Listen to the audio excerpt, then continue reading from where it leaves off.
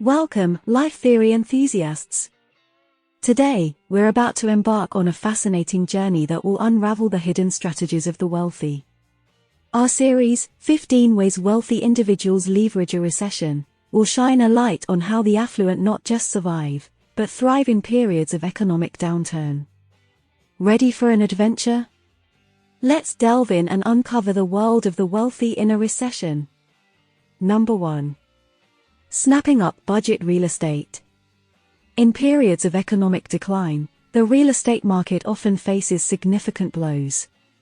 Property prices tend to fall as demand weakens, and this is exactly the moment when wealthy investors spring into action. Why? Well, properties, particularly those in prime locations, are tangible assets that always hold intrinsic value. They might depreciate during hard times, but they almost inevitably appreciate in the long run. Wealthy investors recognize the cyclical nature of real estate. They know that real estate is inevitably intertwined with the pulse of the economy.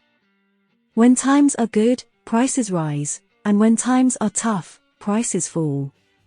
This fundamental understanding allows them to view recessionary periods not as a threat, but as an opportunity. When property prices are low, they seize the moment to expand their real estate portfolio, often getting their hands on premium properties that would otherwise be out of reach. They buy these properties at a bargain, knowing fully well that once the economy rebounds, so too will the value of their newly acquired assets. Moreover, acquiring real estate during a recession provides another key advantage. Once the economy recovers, these properties can generate significant rental income, adding a steady stream of passive income to their wealth. But it's not about impulsively buying any low-priced property on the market. It's about careful selection, thorough evaluation, and strategic acquisition. Understanding market trends, recognizing the potential of different neighborhoods, and forecasting the future demand for various types of properties, these are all essential skills in making wise real estate investments. Number 2. Trusting in government bonds. In times of economic turbulence, the waters of the stock market can become exceptionally choppy. It's in these moments that many wealthy individuals turn to the relative safety of government bonds. Government bonds are essentially loans that you give to the government. In return for your investment, the government promises to pay you a fixed rate of interest over a certain period and to return the principal amount when the bond matures. The allure of government bonds lies in their stability and the fact that they are backed by the full faith and credit of the government. This means that unless the government defaults, which is extremely unlikely, especially in the case of developed countries, the return on investment is virtually guaranteed. In times of economic uncertainty, when private sector businesses face a myriad of challenges that could potentially affect their profitability and consequently, the returns on stocks, government bonds are seen as a safe haven. The interest payments are regular and predictable, providing a steady income stream when other investments might be faltering. But again, it's not just about buying government bonds. It's about understanding the intricacies of these financial instruments and knowing when and how to invest. Savvy investors keep an eye on interest rates, inflation forecasts, and the general state of the economy.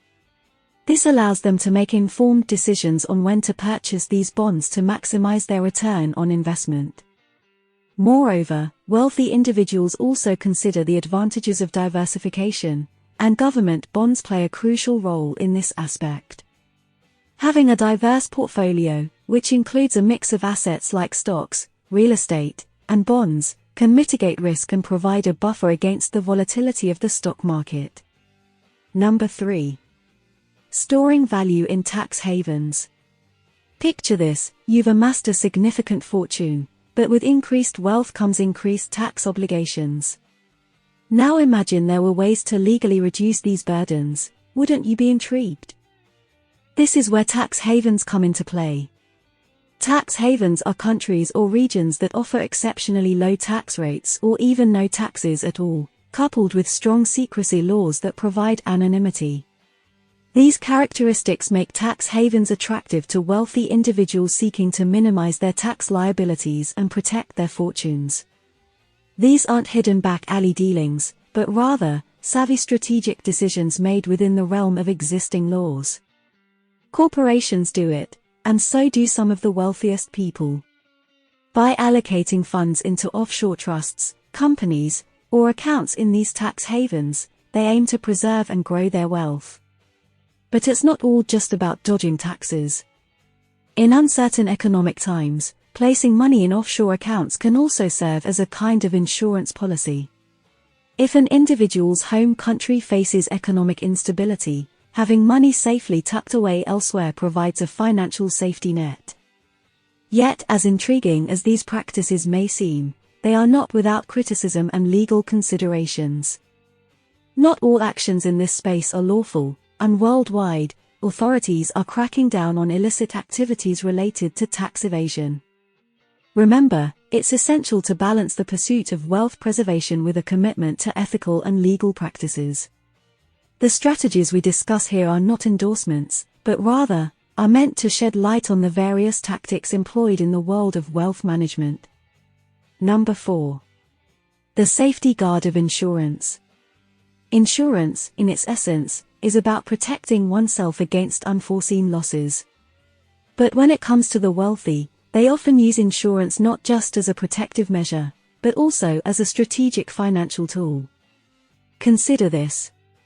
In a tumultuous economic environment, the stability offered by insurance becomes more pronounced.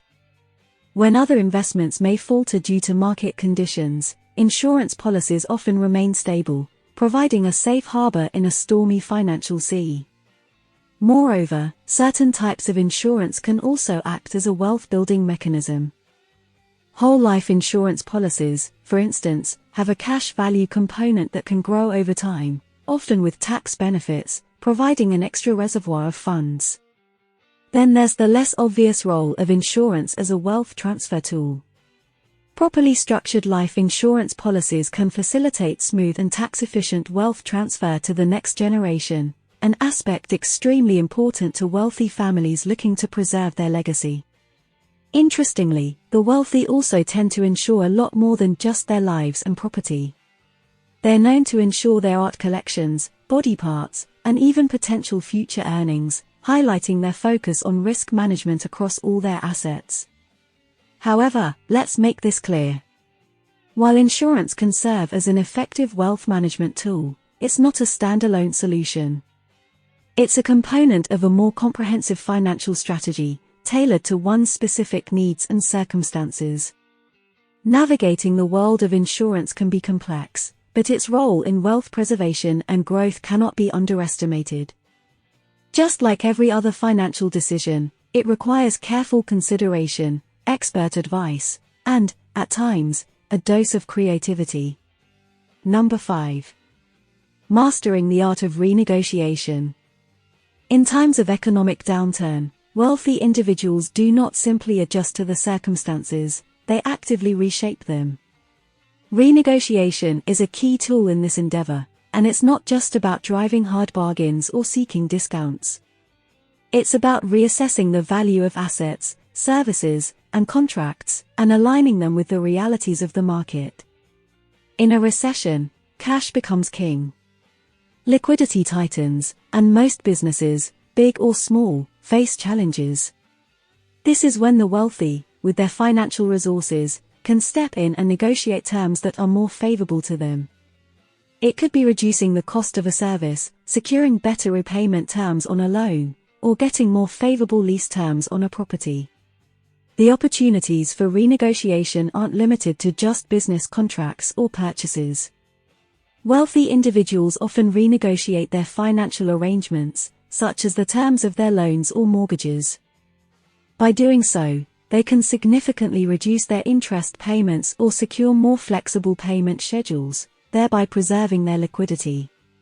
Importantly, mastering the art of renegotiation isn't just about financial acumen.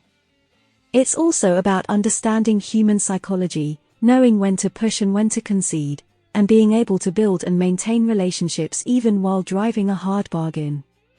Remember, the goal of renegotiation is not just about short-term gain. It's about securing a sustainable and mutually beneficial arrangement that can withstand the test of time and changing market conditions. After all, a contract that becomes too burdensome for one party will eventually falter.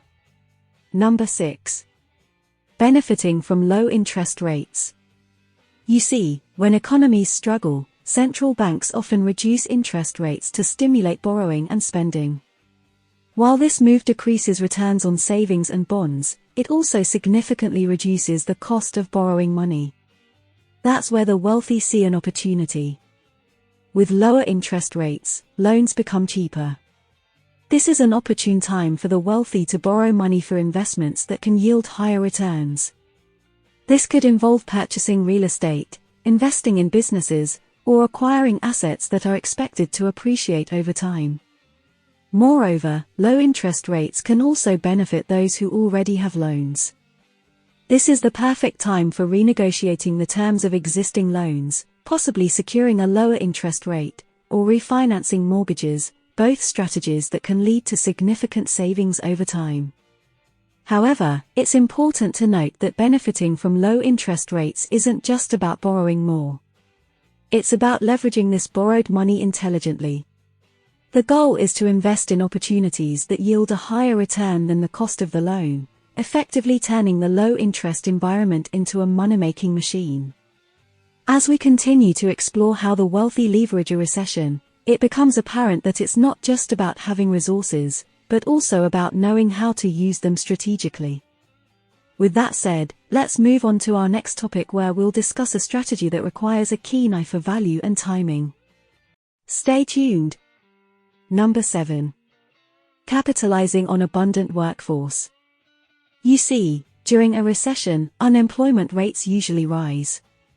Companies might lay off employees to cut costs, leading to an increase in the number of individuals actively seeking employment.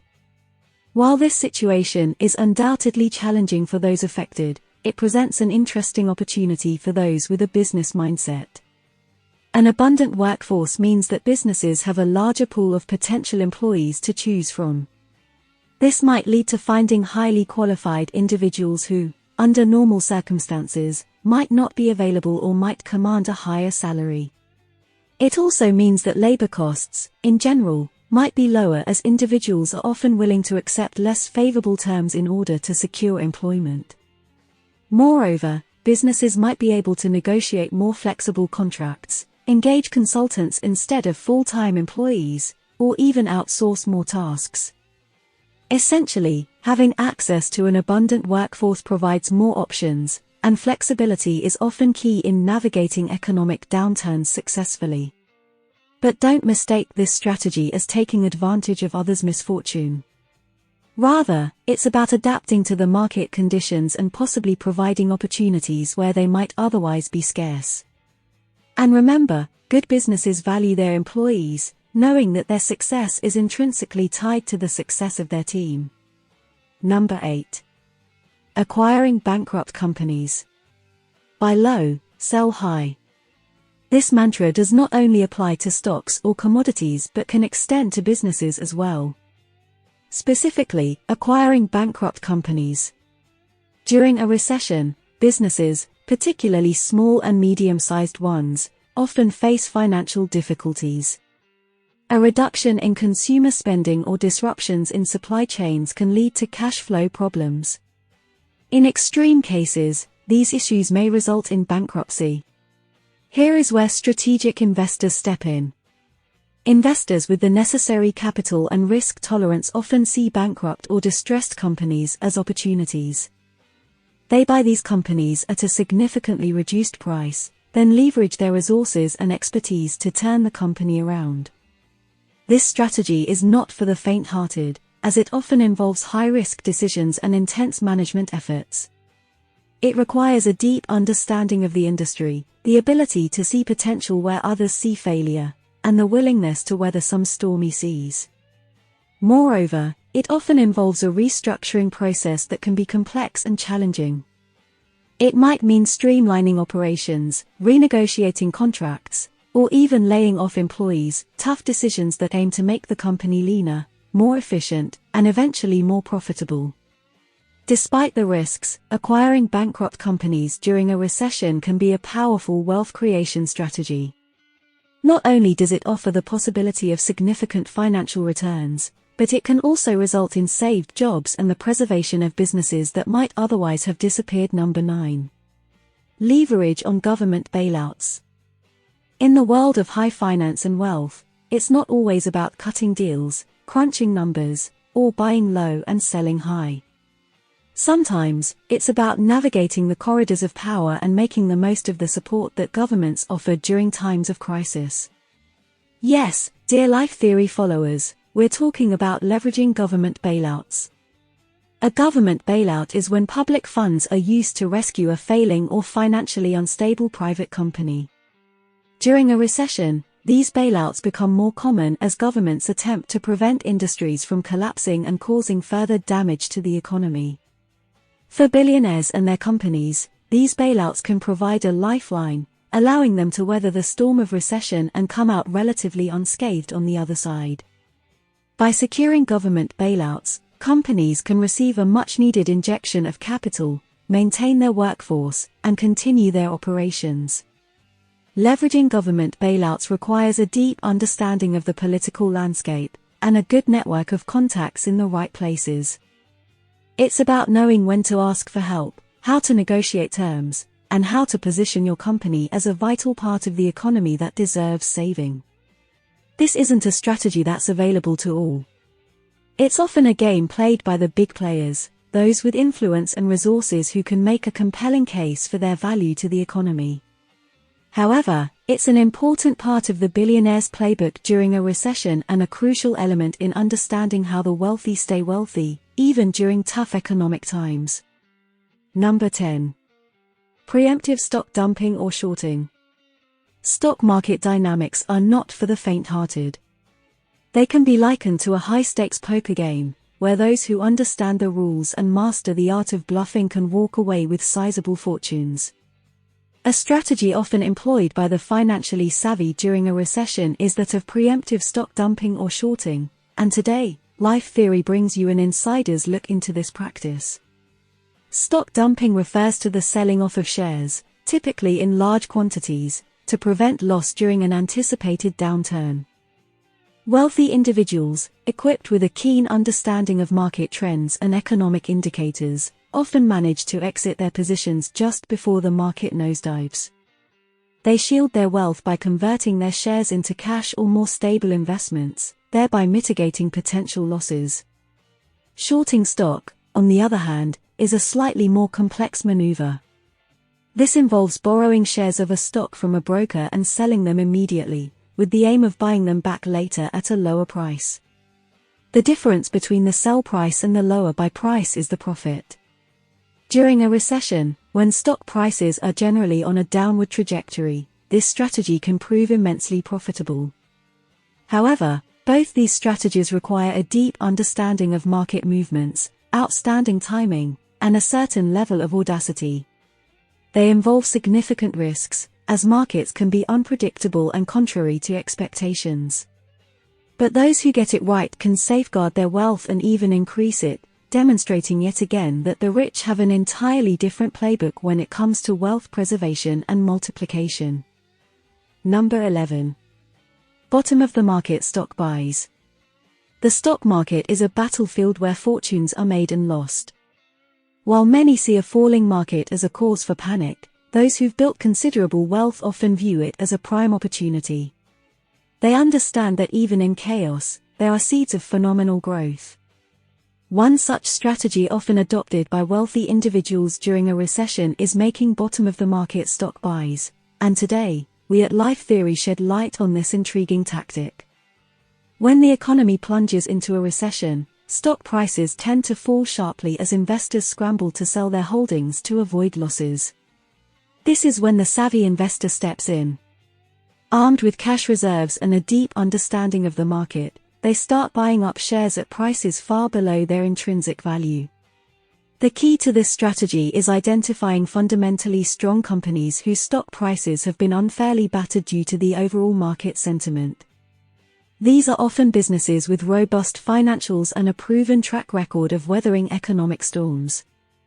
The intention is to hold onto these shares until the market recovers, at which point they can be sold for a hefty profit. This buy low strategy, though simple in concept, requires considerable research, financial acumen, and a long-term perspective. It also requires a healthy dose of courage to go against the tide and invest when others are exiting the market in droves. But the rewards can be substantial, turning a period of economic downturn into a golden opportunity for wealth accumulation. Number 12. Securing government contracts. In the face of economic downturns, governments often spring into action to stimulate their economies and safeguard their citizens. This often involves implementing large-scale projects and providing essential services, actions that require the partnership of private companies. For the astute businessperson, these circumstances can provide an opportunity to secure government contracts, a strategy that can prove highly lucrative during a recession. Government contracts are attractive for several reasons. Firstly, they are often large-scale, long-term projects that can provide a steady stream of income over a significant period. Secondly, contracts with the government tend to be more stable compared to those with private entities. Even during economic turmoil, the government is likely to honor its commitments, providing businesses with a measure of certainty. However, securing a government contract is not a straightforward task. It requires navigating a complex procurement process that calls for transparency, fairness, and compliance with numerous regulations. It often necessitates a solid track record, the ability to meet stringent criteria, and a well-prepared proposal. Even with these challenges, securing government contracts is a strategy that wealthy individuals and businesses have successfully employed during recessions. They leverage their resources, capabilities, and connections to position themselves as the best fit for the government's needs. Number 13. Stockpiling raw materials. Navigating through the turbulent waves of a recession requires savvy strategies, one of which is the practice of stockpiling raw materials. This can be a masterstroke that transforms a challenging economic situation into a winning position. But how does this work, and why is it a common practice among the wealthy? During a recession, many businesses face financial hardships, leading to reduced production levels. This, in turn, drives down the demand for raw materials, causing prices to drop. Shrewd investors view this as an opportunity to acquire these materials at a discounted price. They accumulate these essential resources in anticipation of the economic recovery, when prices are likely to rebound. Stockpiling isn't just about buying low and selling high, though. It's also about securing the future operations of one's own businesses. By hoarding raw materials when they're cheap, savvy business people ensure that their companies have the resources they need to ramp up production once the economy starts to recover. This gives them a jump start, allowing them to meet rising demand quickly and efficiently. Moreover, the stockpiling of raw materials can also act as a hedge against future supply disruptions. In times of economic instability, global supply chains can be susceptible to shocks. By accumulating a reserve of necessary resources, businesses can protect themselves against such disruptions, ensuring their operations continue smoothly. Yet, like every investment strategy, stockpiling raw materials is not without risks. It requires substantial upfront investment and storage capacity. It also assumes that prices will indeed recover, a prediction that doesn't always come true. Number 14. Recession-proof business investments. Economic downturns are a reality of life, recurring periodically and impacting various sectors to different degrees. Some businesses are particularly sensitive to these downturns, experiencing severe contractions or even complete shutdowns. Yet others, often dubbed recession-proof, show remarkable resilience, even thriving amidst the chaos. So, what makes a business recession-proof? These are typically businesses that provide goods or services deemed essential by consumers. Healthcare, utilities, certain retail sectors like grocery stores, and low-cost entertainment often fall into this category. When belts tighten and discretionary spending shrinks, consumers still need to eat, seek medical care, keep their lights on, and perhaps enjoy a movie at home. Investing in such recession-proof businesses during economic downturns is a strategy commonly used by wealthy individuals to safeguard and grow their wealth.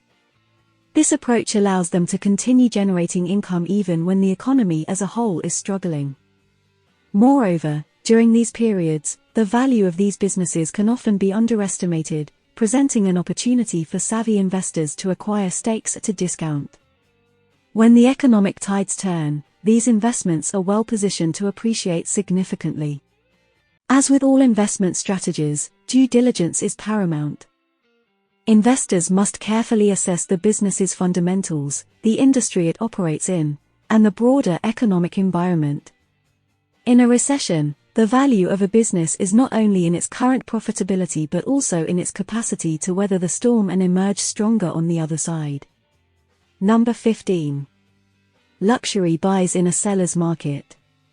A seller's market, often associated with economic downturns, arises when supply outpaces demand. For most, these periods spell financial strain, leading them to downsize or liquidate luxury items to manage expenses. This, however, paints a different picture for the affluent. The market becomes a treasure trove of valuable luxury items being sold off at tempting prices. From classic cars and yachts to priceless art and high-end real estate, the affluent know that these luxury assets not only offer personal satisfaction but also hold significant investment potential. Given their limited supply and enduring appeal, these assets often recover their value and appreciate over time, even if purchased during a recession. This approach goes beyond mere opportunism. It's a strategic move based on a deep understanding of market dynamics and the timeless value of luxury goods. During economic downturns, the wealthy, with their considerable resources, are often in a unique position to buy when prices are low, hold onto these assets during the market's recovery, and potentially sell high when prosperity returns. In closing this lessons, we hope you've gained a deeper understanding of how the affluent navigate economic downturns. The principles and strategies we've explored aren't exclusive to the wealthy. They're financial lessons that can guide us all in building resilience and growing our wealth, regardless of the economic climate. Thank you for joining us on this enlightening expedition through the economic landscape of a recession. Remember, wealth is not merely about having resources, but knowing how best to use them. Keep growing, keep learning, and keep on rising with Life Theory.